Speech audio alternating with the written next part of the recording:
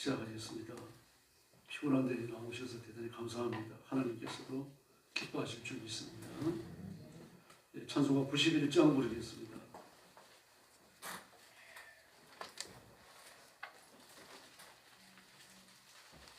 찬송가 91장입니다.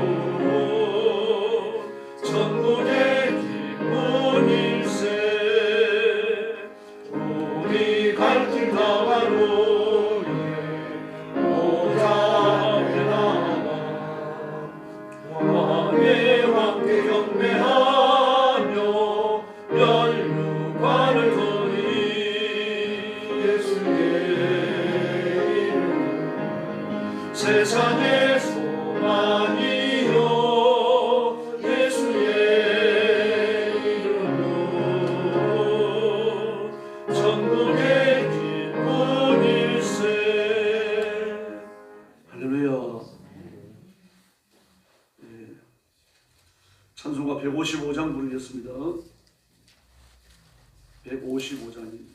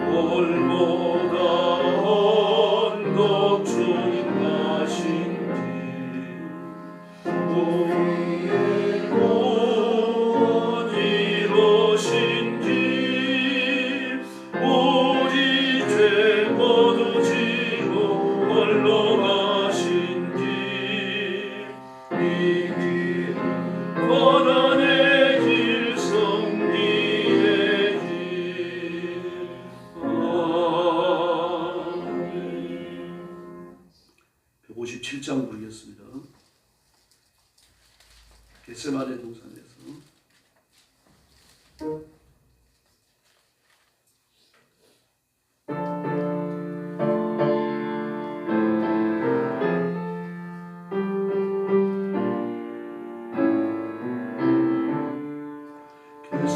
겟세마네 동산에서 죄로 기도하시고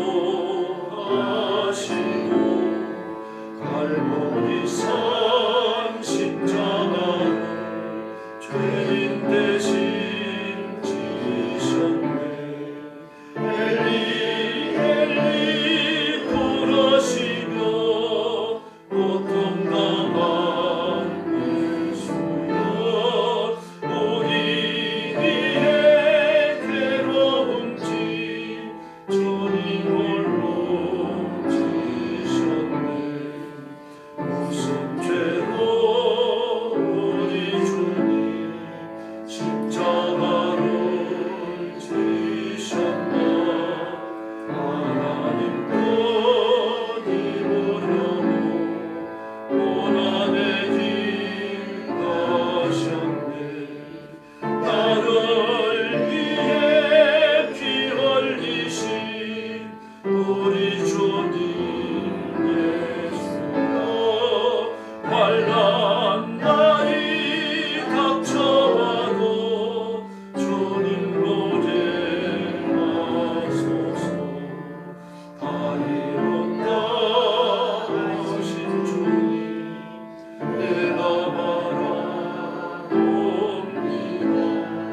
내 많은 피어나여도 주님의 힘이랄까.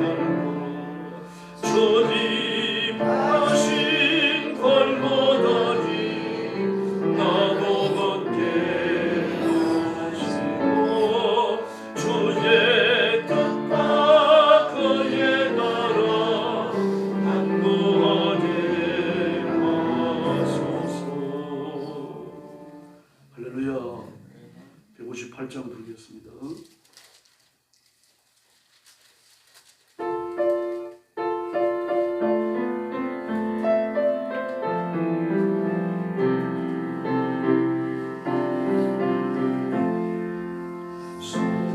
성조하늘 붉은 노을 언덕위에 비치라. 영원하신 그 어깨에 십자가를 승강하니 머리에 선 가시관과 몸에 걸친 붉은 옷에 피 흘리며 걸어가신 영문 밖에 길이라네. 4절 아픈 다리 산을 주고 저는 다리 고쳐주고 보지 못한 눈을 열어 영생 길을 보여주니 온갖 고통 다하여도 제 십자가 바로 지고 골고다의 높은 곳에 나도 가게 하옵소서.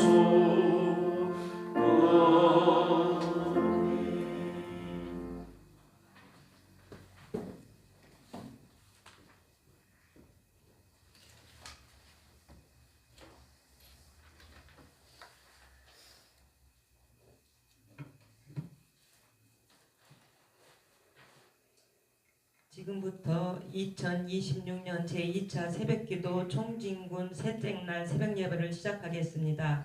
다 같이 표를 제청하겠습니다. 오른손을 들어주시기 바랍니다. 십자가의 고난을 참여하자. 십자가의 고난을 참여하자. 손을 내리시고 다 같이 사도신경으로 신앙을 고백하겠습니다.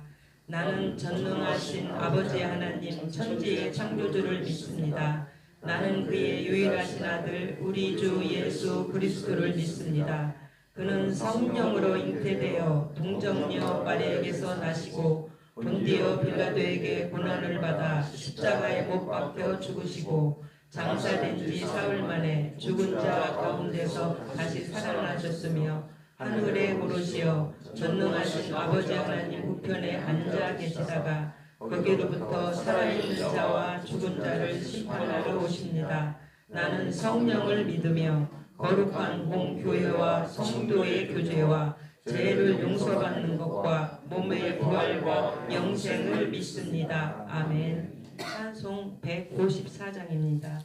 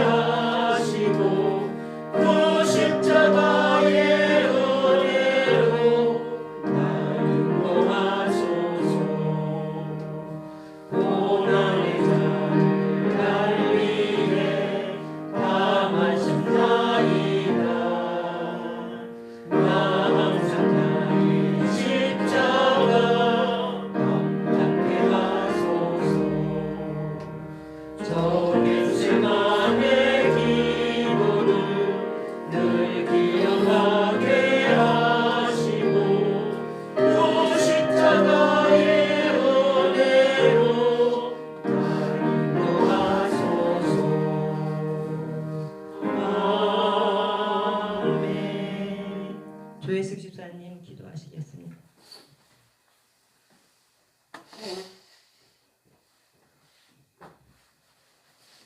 사랑과 은혜가 충만하신 나의 하나님, 오늘 하루를 하나님 주님의 기도로 시작하게 하시며 감사합니다.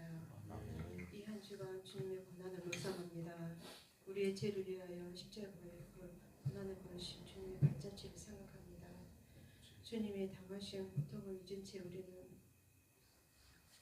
세상의 욕심과 내 평안함을 위해 살아갈 때가 많음을 고백합니다. 주님 용서하옵소서. 주의 보혈로 우리의 죄를 씻으시고 정결케 하옵소서. 하나님, 지금의 중동 전쟁을 막아주시옵소서. 무고한 피 흘림을 막아주시고 세계의 경쟁을 안정시켜 주옵소서. 우리 영광교회를 위해서 기도합니다. 우리 교회가 고난주간에 주님의 십자가의 사랑을 전파하는 통로가 되게 하시고 부활의 소망을 품는 놀라운 시간들이 되게 하옵소서.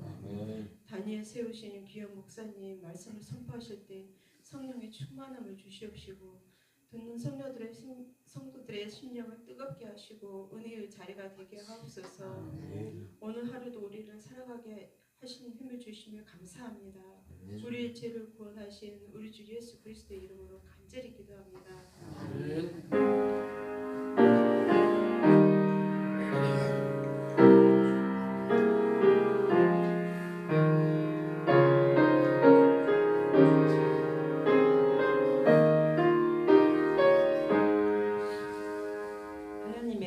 말씀은 마태복음 26장 14절에서 16절 말씀입니다. 신약 46면 26장 14절에서 16절 다 같이 합독하겠습니다. 그때에 12 중 하나인 가룟 유다라 하는 자가 내 제사장들에게 가서 말하되 내가 예수를 너에게 넘겨주리니 얼마나 주려느냐 하니 그들이 은 30을 달아주거늘 그가 그때부터 예수를 넘겨줄 기회를 찾더라. 아멘. 이제 목사님께서 배신이라는 제목으로 설교해 주시겠습니다. 은혜의 시간이 되시기 바랍니다. 감사합니다. 하나님 앞에 감사의 예물 드렸습니다. 기도하겠습니다. 자비하신 아버지 감사합니다. 새벽예배 청중군 사흘째 되는 날 저희들이 함께 모였습니다. 새벽잠을 아끼고 피곤한 몸을 이끌고 나왔지만 하나님이 기뻐하시며 품이 안으시며 복 주시는 것을 믿습니다. 주 앞에 예물을 준비하여 바치는 귀한 손길들을 기억하시고 주님의 품이 안으시고 복 내려주시기를 간절히 원합니다. 주님과 영적 교제가 날마다 살아있게 하시고 하나님의 임재를 날마다 새롭게 체험케 하시며 가정이 복을 받아 번성하며 창대함을 누리게 하여 주시옵소서. 오늘 아침도 말씀을 나눌 때 복 주시기 원하오며 예수님의 이름으로 간절히 기도 올리옵나이다. 아멘. 네, 가룟 유다의 배신입니다. 네, 그런 예수님이 가장 신뢰했던 사람 중에 하나입니다. 그걸 어떻게 알 수 있는가 하면은 그 회개를 맡았어요. 네, 어떤 사람들은 예수님이 가난하셨다라고 말하는 것은 잘못된 생각입니다. 주님 가난하지 않으셨어요. 네, 보편적인 서민의 집에서 자라나셨습니다. 그런데 유대인들은 일단 자기 마을 그러니까요. 한 3, 4대 정도에 걸쳐갖고 1000명 정도 한 타운을 이룬다고 말씀드렸잖아요.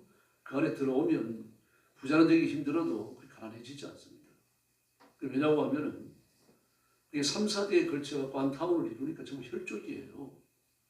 그리고 경제적인 중심은 애굽에서 나와가지고 가나안에 들어와서 받은 그 기업이 중심이 되어 있습니다. 그러므로 이 역사가 진행되어지면서 기업이 섞이기도 합니다만 원천적으로 섞이지 않죠. 왜 그런가 하면요. 로벤 지파의 사람이 유다 지파의 사람과 결혼하는 건 대단히 곤란해요. 왜냐고 하면 기업을 가져가야 되는데 그 기업이 섞이잖아요. 여자들은 갈 수 있지만 남자들은 거의 그렇게 가지 않습니다. 지파 내에서 결혼하고 가문 내에서 결혼하고 가족이 확장되어진 그 가문 그게 이제 한 타운을 이룬단 말이에요. 그럼 거기 전부 다 기업들이 연계되어져 있습니다. 누구 땅은 어디서 어디까지고 누구네 땅은 어디서 어디까지고 여기에서 뭐 밀은 몇 마지기가 나오고 보리는 몇 마지기가 나오고 누구의 포도밭이 어디 있고 포도밭 옆에 있는 해나는 또 해나밭은 누구의 것이고 이 전부 다 알고 있다는 얘기입니다. 그 농사 지을 때 혼자 짓는 거 아닙니다. 몇 가정이 합쳐갖고 품앗이를 지을 수밖에 없어요. 그러면은 어느 집에서 어느 정도의 소출을 얻는지 그걸 다 알아요. 재산이 얼마 정도인지 알게 되어지고요. 이렇게 되어지면서 모자라면 채워주게 되고 남는 것도 남에게 나누게 되고요. 다시 말해서 그 조직 안에 들어오면 그 마을 안에 타운 안에 들어오면 내 메리트가 보장이 됩니다. 그 규모에 따라서 직업도 정해집니다. 한 1000여 명 이쪽 저쪽의 사람들이 한 마을을 이루니까 적은 마을이 아닙니다. 여러분 큰 마을이에요. 여기 랍비가 몇 명 필요하겠느냐. 그럼 우리 중에서 똑똑한 사람을 골라가지고 랍비 학교에 보내서 랍비 교육을 시키자. 세계원 학교에 보내갖고 세계원 교육을 시키자. 율법사를 만나기 위해서 율법사가 되도록 그 교육을 시키자. 이 전부 다 공동체에서 결정이 됩니다. 우리 마을을 위해서 봉사를 랍비는 몇 명이 필요한가. 이걸 들은 거예요. 이 랍비가 나이가 많았는데 그 아들이 있으면은 그 랍비의 직업이 아들에게 승계해야 되고 아들이 없어요. 딸들밖에 없습니다. 그 누군가를 다시 데려와서 랍비를 이어가게 해야 됩니다. 이게 직업인과 동시에 생계 수단이기도 하고 그 타운 내에 있는 그 사람들을 섬기는 내 가족을 섬기는 중요한 섬김이 되는 거죠. 헌신이 되고 봉사가 돼요. 이 사람들을 위해서 목사는 몇 명 필요하겠냐. 근데 목사의 명수가 결정이 되는 겁니다. 목사의 명수가요. 그러니까 아버지가 목수면 그 아들이 목수의 그 직을 자연스럽게 물려받는 겁니다. 이걸 영화롭게 생각해요. 기쁘게 생각하라고요. 그런데 아들이 없고 딸들밖에 없습니다. 그러면 누군가 새로운 목수를 만들어야 돼요. 그러면 그 1,000명 정도가 되어 딱 1,000명은 아닙니다만 그 정도에 되는 사람들을 위해 가지고 그 과정을 위해서 목수가 몇 명이 필요한가 이거 전부 다 이 세심히 살펴보고 또 진행을 해보고 이런 결과 몇 명 이상가 목수가 되어지면은 목수가 가난하게 살 수밖에 없다. 그 사람들 메리트를 보장해 주기 위해서는 몇 명 이상의 목수가 나오면 안 된다. 이걸 규정하는 거예요. 그러면요, 내가 그 조직 안에 들어가 있으면은 내 소득, 내 이익, 내 메리트를 확실하게 보장이 되는 겁니다. 아무도 그걸 침해하지 않아요. 당연하게 생각을 합니다. 그러나 벗어나면 내 메리트가 사라지는 거죠. 그러므로 그 안에서는요, 내 이익을 추구할 수 있어요. 달라고 말할 수 있는 겁니다. 이거 내 것입니다. 말할 수 있어요. 그 구약에서 말하는 사랑이라는 개념입니다. 그러므로 사랑이라는 개념은요, 권리 위에 서 있어요. 또 주족을 위해서 내 직업을 이용해서 힘껏 봉사해야 된다고 하는 그 성김도 그 바탕에 깔려 있는 겁니다. 그 사랑이라고 하니까 성경은 로맨틱한 감정이 아닙니다. 내 권리이고 권한이고, 그 성김이고 의무고 이런 것들이 전부 다 교합되어져 있습니다. 대단히 중요한 개념입니다. 이러면서 사회가 운영되어져요. 예수님이 이렇게 목수이셨어요. 목수셨기 때문에 아버지가 목수니까 자연히 요셉은 이름 어느 순간 안 나오죠. 죽었기 때문입니다. 천국 갔기 때문입니다. 그러므로 요셉이 예수님이 당연히 그 직업을 이어가는 거죠. 그러므로 예수님은 그 동네에서 목수일을 오랫동안 해오신 겁니다. 30년이 되도록 하셨으니까요. 그 동네에 다른 목수들과 힘을 합쳐갖고 지을 때 가고 또 뭐 여러 가지 목재를 사오고 이러면서 말입니다. 그 만일을 쭉 해오시던 분이에요. 그런데 어떻습니까? 성경에 대해 해박한 지식을 갖고 계셔요. 그리고 어떤 경환이 있었는지 성경은 자세히 설명 안 합니다만 그 율법사와 랍비가 더 이상 말을 위해서 봉사할 수 없는 그런 일이 생겨버린 겁니다. 누가 채택됩니까? 예수님이 자연스럽게 채택됐어요. 잘 가르치시고 율법에 대해 잘 아시고 해박하시고요. 더구나 예수님은요, 그 모험어로 기록되어져 있는 이 고대 헬라어까지 전부 다 알고 계셨어요. 그 사람들이 그런 거 놀라는 거죠. 그러면서 잘난 척하지 않으시고 이러니까 자연스럽게 서셔갖고 나사렛 회당에서 안식일 가서 설교를 해 오셨던 겁니다. 그러니까 그 예수님에 대해 가지고 존경하는 마음이 있었죠. 뿐만 아니라 질투하는 사람도 생깁니다. 왜 그렇습니까? 전부 다 같이 자라온 사람이잖아요. 예수님이 어릴 때부터 그 동네에서 같이 자라왔어요. 똑같이 말입니다. 제기차기하고 자치기하고 말입니다. 막 뛰고 놀고 그러면서 같이 자라왔습니다. 5살이 되어지면은 회당에 가가지고 등록하고 율법을 배우고 그렇게 해 오셨어요. 근데 어느 날 갑자기 존경받는 사람이 되거든요. 그리고 성경에 대해서 해박한 지식을 갖게 되어지고 설교를 하고 이러니까 그 예수님 못마땅한 사람들이 분명히 적지 않았습니다. 게다가 어떻습니까? 막 요단강에 가서 세례 받으시고 40일간 금식하시고 돌아오니까 그때 막 굉장합니다. 강력합니다. 사람들 깜짝 놀래요. 평소에도 설교를 잘하셨는데 더 잘하시는 거죠. 능력이 있는 거죠. 병자가 낫는 겁니다. 그러니까 사람들이 한쪽으로는 놀래지만 한쪽으로는 어떻습니까? 질투심 폭발을 해버립니다. 이제는 아예 목숨을 걷어치우고 랍비로 작정하고 나가려고 하는가. 이게 예수님을 죽이려고 하는 중요한 단서가 됩니다. 그리고 예수님을 이끌고 땅덩어리 끝으로 가서 떨어뜨려 죽이려고 하죠. 그 예수님입니다. 그러므로 예수님은 그 말에서도 환영을 받지 못하셨어요. 이유가 뭡니까? 하나님께 열심히 했다는 이유죠. 다른 게 없습니다. 능력 있는 설교하셨고 병자를 고치셨고 그 시대를 어루만지는 그런 랍비로서 그 능력을 가지고 계셨거든요. 그러면서 제자들을 이끄십니다. 이제 메시아의 길을 걸어 나가시는 거죠. 이런 것들에 대한 모든 정보를 이 제자들은 다 알고 있습니다. 예수님이 어떤 환경에 자라셨고 그리고 지금 어떤 위치에 있고 나사렛 사람들과 어떤 그 영적인 관계, 정신적 관계가 있고 사회적 관계가 있고 다 아는 겁니다. 그런데도 불구하고 예수님께 굴러갑니다. 나사렛 사람들과 달랐다는 얘기입니다. 제자들은요. 그런데 가르치던 아니에요. 너무 똑똑했어요. 그런 민족주의자였고요. 그 열심당원입니다. 제가 여러 번 말씀드렸습니다만 열심당원들은요. 로마 요인들을 암살하는 테러리스트도 그 중에 섞여 있습니다. 베드로도 열심당원이었죠. 그들 중에서요. 테러리스트로서 봉사하는 사람들은 봉사라 그러니까 좀 그렇습니다. 그렇게 일하는 사람들은 이 단금을 갖고 다닙니다. 큰 금은 못 갖고 다녀요. 성호들은 소유하지 못합니다. 작은 금은 소유할 수 있어요. 잡히더라도 할 말이 있는 겁니다. 그래서 작은 금을 들고 다니는 거예요. 들고 다니다가 암살 지경에 떨어지면 가가지고 칼로 찌르고 도망가요. 또 숨겨줍니다. 유대인들은 그 마을에 들어가지고 숨어놓으면 못 찾아요. 찾을 수가 없어요. 마을 사람들 협조를 해줘야 되는데 절대 협조를 안 해줍니다. 오히려 함정으로 몰아넣죠. 절대로 수사다운 수사를 못하고 그러다가 빠져나가게 돼 있어요. 그러니까 암살도 빈번하게 일어났던 겁니다. 그 로마 교인들 아니었고요. 그런 경로에 서 있던 사람이 베드로였고 이 가룟 유다였어요. 예수님을 주시하는 거죠. 예수님이 과연 우리 민족을 로마의 압제에서 건질 건가? 이걸 본 겁니다. 그러면서 이게 뭐가 있었습니까? 물질에 대한 탐욕도 있었습니다. 베드로나 이 가룟 유다 같은 경우는요, 돈을 모아가지고 또 저항군에게, 말하자면 독립군이죠. 유대 독립군이죠. 독립군에게 독립자금을 전달해야 되는 그런 책임도 주어져 있습니다. 열심 나원들이 주어져 있어요. 누구에게는 그 일을 해야만 됩니다. 아마 그게 갖다 줬는지는 모르겠습니다만, 아니면 개인이 썼는지는 모르겠고요. 어쨌든 그 예수님의 제자들이 함께 모여가지고 활동하는 그 활동 비용 중에 일부를 그래갖고 썼어요. 자의적으로. 뭐 어디에 썼는지 자세히 안 나옵니다. 예수를 팔 때도 언삼십을 요구하죠. 예수를 넘겨줄 텐데 너는 나한테 얼마 주겠느냐. 구체적으로 거래를 하잖아요. 그런 거로 가룟 유다는 그 두 가지 관심을 확실하게 보여줍니다. 하나는 민족주의죠. 또 하나는 돈입니다. 아마 그 열심 당원이었기 때문에 그 돈을 쓰지 않았을까 그렇게 추측을 합니다. 성경 해석가들은.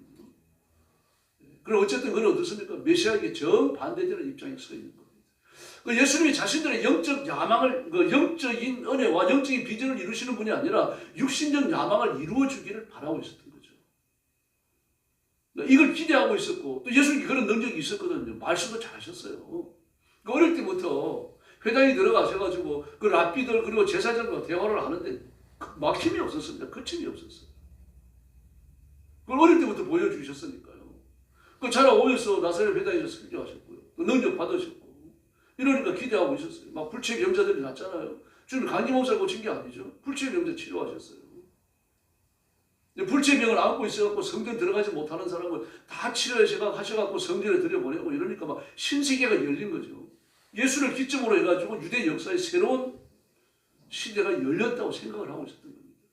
예수님께 대한 기대가 굉장히 컸습니다. 가룟 유다뿐만이 아닙니다. 모든 유대인들이 그랬어요.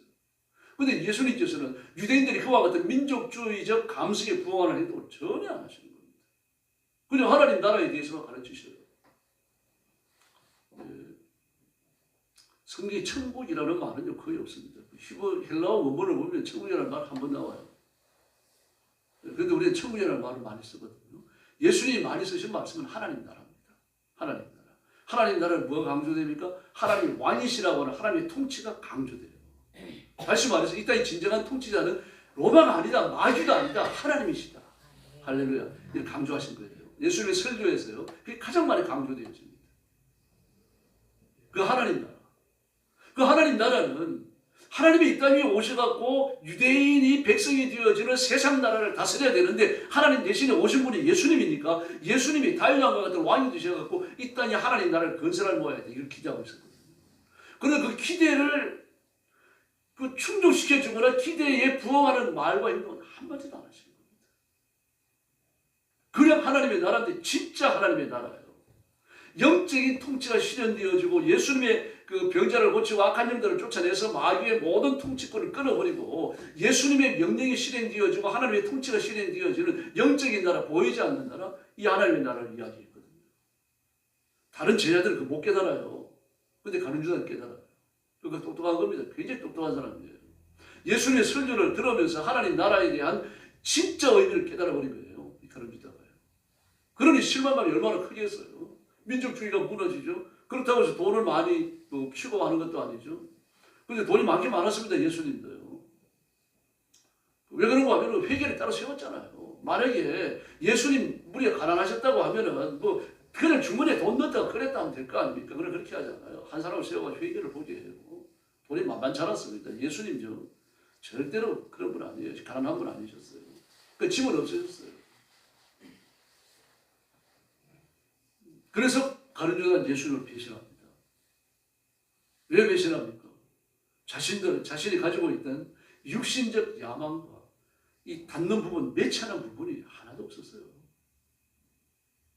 이게 예수님을 배신하는 중요한 원인입니다. 그래서 그는 천국 못 갑니다. 천국에 가면 가는 일도 없습니다. 주님을 육신적 조건, 지상의 조건, 역사의 조건을 충족하지 못했다고 해가지고 배신하는 사람은 예수님이 누군지 모르는 거예요. 그 배신이라고 그러잖아요. 신은 신뢰한다는 얘기, 믿는다는 얘기죠. 배는 등 배자 씁니다. 등. 사람이 등이라는 말입니다. 배신은 그 신뢰를 향해 등을 돌렸다는 얘기죠. 믿었는데, 신뢰를 했는데 등을 돌린 겁니다. 지난주 제가 말씀드렸나요? 요즘 손절이라는 말을 쓰지만 우리 기독교에는 손절이라는 말 쓰시면 안 됩니다.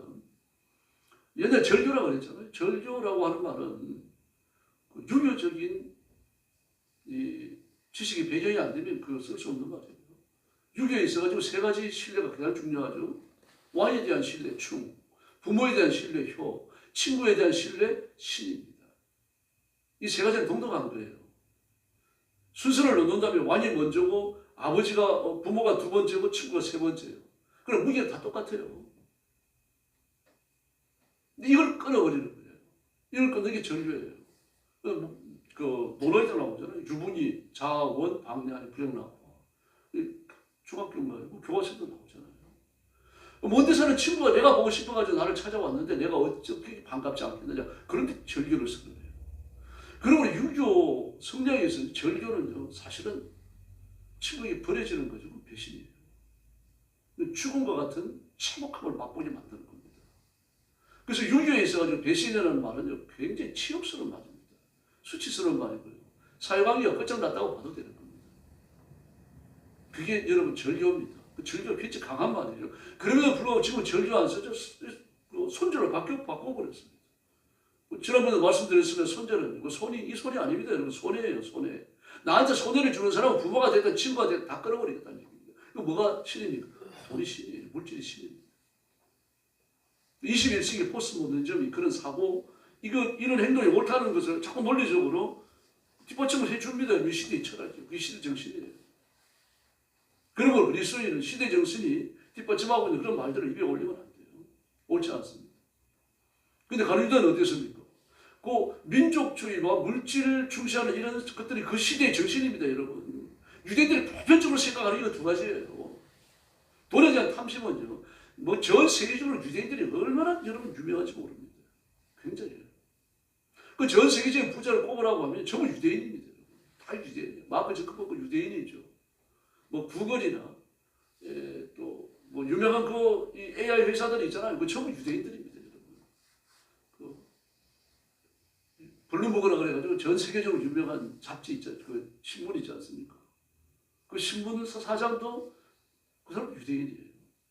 전 세계적으로 돈을 쓰고 잡는 사람 전부 유대인이라고 보면 됩니다. 그러면 돈에 대한, 그 물질에 대한, 경제에 대한 관심이 그렇게 많죠. 민족주의에 대한 관심이 굉장히 강하죠. 유대인들의 민족주의는 어느 누구도 못 따라가요. 2000년간 나라 없이 떠돌아다녔는데 어느 잊어버리지 않았죠. 종교 잊어버리지 않았죠. 나중에 그 팔레스타인에 집결을 하는데 하나도 위기가 없었어요. 마치 그 국가가 이게 쭉 유지되어져 오다가 팔레스타인으로 이주행구가 된 그런 인상을 줍니다. 그게 민족주의. 근데 이게 송두리째 무너지는 거예요. 예수님 앞에서요. 그렇게 배신해버리는 겁니다. 지금도 그렇습니다. 지상적 욕구, 육신적 욕구, 세상의 욕구를 예수 그리스도를 믿는 믿음 안에서 추구하는 사람들은 결국 믿음을 배신하게 되어 있습니다. 그렇다고 해서 신앙을 고백했으니까 뭐 지옥 가는 건 아닙니다만, 그러나 이 땅 위에서 하나님과 영적 교제에서 얻는 모든 기쁨은 상실하는 겁니다. 이게 마귀가 하는 짓입니다. 마귀는요, 예수 그리스도의 대속을 실패로 돌아가게 하기 위해 갖고 선택한 도구가 누굽니까? 가룟유다예요. 하나님의 창조의 흠결을 만들려고 아담과 하와를 선택했었죠. 똑같은 겁니다. 지금 가룟유다를 선택해서 예수님의 대속의 이 모든 노정들을 갖다가 실패로 돌아가게 만들려고 하는 겁니다. 그 사용하는 게 뭡니까? 가룟유다가 가졌던 민족주의와 배금주의 사상입니다. 그 소나기에 집어서 가룟유다를 뒤흔드는 거예요. 다시 말해서 가룟유다는 어떤 코를 잡아 당기면 한 콘이 나오는지 다 알고 있는 겁니다. 그걸 잡아 당기니까 여지없이 무너져 버리죠. 그리고 예수를 배신합니다. 그 과정을 보십시오. 그 요한복음 13장에 보면요, 마귀가 예수 팔려는 생각을 가룟유다에 넣었더라 그럽니다. 넣었더라. 13장 2절에요. 근데 그 다음에 뭐라 그럽니까? 마귀가 가룟유다의 마음에 들어갑니다. 들어갔더니 오늘 본문이 나타나는 겁니다. 생각을 넣어주고 마귀가 들어가서 그걸 휘어잡아버리는 거죠. 생각을 넣어주니까 흔들릴 거 아닙니까? 넣어줄 때 뭘 건드립니까? 민족주의와 배금주의를 건드리는 거예요. 어떤 걸 건드려야 가룟유다가 넘어지는 걸 명확하게 알고 있는 겁니다. 그러니까 거기에서 넘어진 거죠. 넘어졌는데 마귀가 들어가 버려요. 마귀가 들어가서 그 인격을 휘어잡아 버리니까 그냥 행동이 나오는 겁니다. 로마서 10장에서 기억하셔야 됩니다. 마음으로 믿어 의에 이르고 입으로 시인하여 구원에 이르는 잊으시면 안 됩니다. 마귀가 우리 마음을 잡아챕니다. 근데 먼저 생각을 넣어줘요. 생각을 어떻게 넣습니까? 눈으로 보고 귀로 들으면서 들어오는 겁니다, 여러분. 민족주의와 배금주의예요. 그 속해 있었던 열심당, 그리고 그가 만지고 있던 그 회개라고 하는 직책, 이런 것들이 전부 다 뭐와 관련을 갖습니까? 눈으로 보는 거, 귀로 들어오는 정보와 관련을 갖죠. 그 정보를 제공해 주니까 이게 마음에 들어오잖아요. 마음에 들어와가지고 내면화 되는데 그 과정이 누가 간섭을 합니까? 마귀가 간섭을 하는 거죠. 그 생각을 넣어주는 거예요. 예수 배신할 생각을. 봐라! 너 민족주의자고 넌 돈 좋아하는데 예수님이 어느 하나 이루어진 거 있느냐. 그런 가짜 메시아다. 근데 흔들리기 시작하는 거예요. 흔들리기 시작하니까 마귀가 들어와서 그 인격을 휘어잡아버리는 겁니다. 그때 넘어져요. 오늘 본문입니다. 그죠? 그러니까 집안으로 찾아가서는 예수 넘겨줄 테니까 돈 얼마 주겠느냐라고 말합니다. 마귀가 그런 존재입니다. 그러나 감당을 못한 시험은 허락되지 않는 줄로 믿습니다. 그래서 마음의 결정을 하고 행동하는 그 과정에 우리가 세심하게 분별하고 분석하셔야 돼요. 하나님의 말씀이 있잖아요. 이 말씀이 없으면 안 된다는 말이다. 말씀을 가지고 내 마음에 있는 생각, 내가 결단 내리고 하는 행동이 옳은 것인지에 대해 가지고 내가 이 손절이라는 말을 쓰는 것이 옳은가 그런가 이것을 여러분 분별하고 분석하시고 성령과 일치하지 않으면 버리셔야 돼요. 버리시는 게 정죄입니다. 그 다음에는요. 성령적 대안을 붙들어야 돼요. 우리가 살 길이 예수님의 말씀에 있는 줄로 믿습니다. 가룟유다는 그거 실패했습니다. 그래서 영원한 배신자입니다. 예수님의 고난을 생각할 때 가룟유다의 배신을 말하지 않을 수가 없잖아요. 참 불행한 사람입니다. 예수님의 고난을 설교할 때마다 가룟유다의 배신이 항상 끌려와가지고 비교를 하고. 그런데 예수님이 뭐라고 그러십니까? 옷감을 깨뜨려갖고 예수님 머리에 붓고 장례를 예비한 사람, 그 나사로의 누나잖아요. 나사로의 집에서 일어났던 일이죠. 그때 막 가룟유다가 화가 나가지고 저걸 은 300에 팔아가지고 가난한 사람들이 나누어지 지금 무슨 짓이냐 그랬더니 예수님께서 그 생각을 하시는 거예요. 그래 뭐라 그러십니까? 그만두어라. 지금 내 장례를 예비한다. 복음이 전파되는 곳에는 이 여자의 아름다운 행실도 같이 전파됩니다. 가룟유다가 이 말을 귀담아 들었어야 됩니다. 지금 이 말씀 가룟유다에게 하시는 거예요. 나를 위해서 헌신한 이 마리아의 헌신은 복음이 전파되는데 내 얘기를 하는 곳에는 어디든지 회자가 된다. 그러나 너의 배신도 같이 회자된다는 얘기예요. 우리가 하나님 앞에서 어떤 사람입니까? 그래서 오늘 아침 기도하시면서 말씀 굳게 붙듭시다. 우리가 마리아처럼 주님을 위해서 모든 걸 드리고 생명까지 바치 그 각오를 새롭게 해야 할 줄로 믿습니다. 그래서 주님이 기뻐하는 사람, 주님이 즐거워하고 저와 여러분의 이름을 떠올릴 때마다 주님의 마음이 시원해지는 그런 위치에 있어야 할 줄로 믿습니다. 기도하겠습니다. 자비하신 아버지 감사합니다. 우리가 이 땅에 살면서 때로는 그 육신의 것을 앞세우기 때문에 넘어지고 하나님 앞에 부끄러워질 때가 많습니다. 저희들을 용서해 주시고 자비를 베푸셔서 우리가 세속의 지혜를 따라가지 않게 하시고 시대 정신을 따라가지 않게 하시고 말씀만을 따라가고 의만을 따라가며 하나님의 영화로운 말을 위해서 살아가도록 인도하여 주옵시기를 간절히 원합니다.